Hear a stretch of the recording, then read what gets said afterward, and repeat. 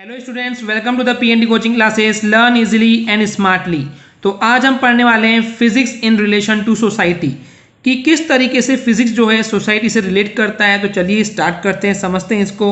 Science की जो बहुत सारी ब्रांचेस हैं या फिर जो फिजिक्स है वो जो डेवलपमेंट हुआ है उनका, उस कारण से हमको बहुत सारे रिवोल्यूशनरी चेंजेस देखने मिलते हैं हमारी लाइफ स्टाइल में ह्यूमन बींग के। ओके, इट मीन्स स्टूडेंट्स ऐसा है कि इस फिजिक्स एंड साइंस की अदर ब्रांचेस की वजह से इंसान की जो लाइफ स्टाइल है वो बहुत ज़्यादा चेंज हो गई है।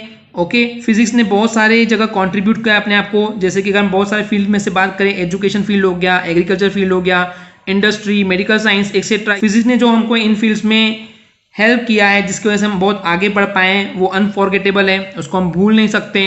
ओके, आजकल जो हम देख रहे हैं, टीवी देख रहे हैं, टेलीविजन, वो भी पॉसिबल हो पाया just because of the physics. And इस टीवी के थ्रू हम किसी भी वर्ल्ड में लाइव स्ट्रीमिंग देख सकते हैं कि कहाँ पे क्या हो रहा है। ओके, तो ये सब फिजिक्स की टेक्नोलॉजी है स्टूडेंट्स। ओके, इसके बाद हम रोबोट्स को भेज सकते हैं किसी भी प्लेस पे जहाँ पहले उनको भेजना पॉसिबल नहीं था।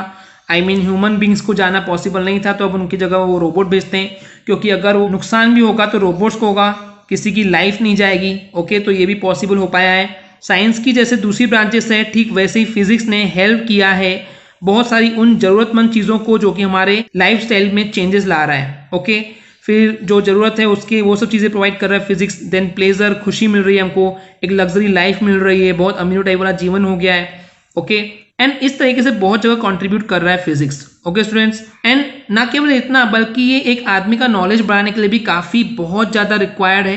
एंड वहाँ से सेटिस्फेक्शन भी मिलता है कि द रीज़न बीइंग कि कोई चीज़ क्यों हो रही है, उसके पीछे जब हम रीज़न जानना चाहते हैं तो अगेन हमको फिजिक्स के बिना ये पॉसिबल नहीं कि हम आंसर आइडेंटिफाई कर पाएँ।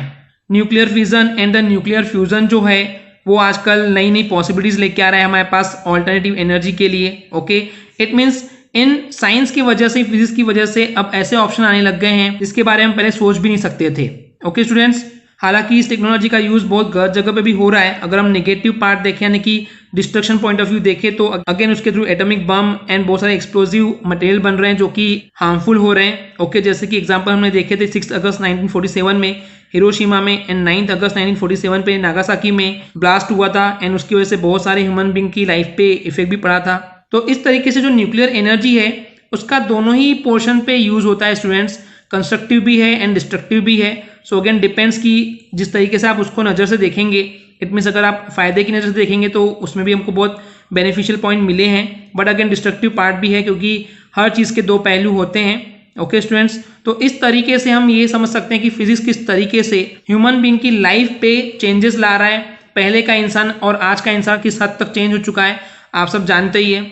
ओके स्टूडेंट्स, तो आई होप आपको क्लियर हो गया होगा। अगर आपको हमारी वीडियो से कुछ भी सीखने मिला है, नॉलेज मिला, तो प्लीज़ हमारे चैनल को सब्सक्राइब कीजिए एंड वीडियो को लाइक ज़रूर करें। आज के लिए इतना ही, थैंक यू।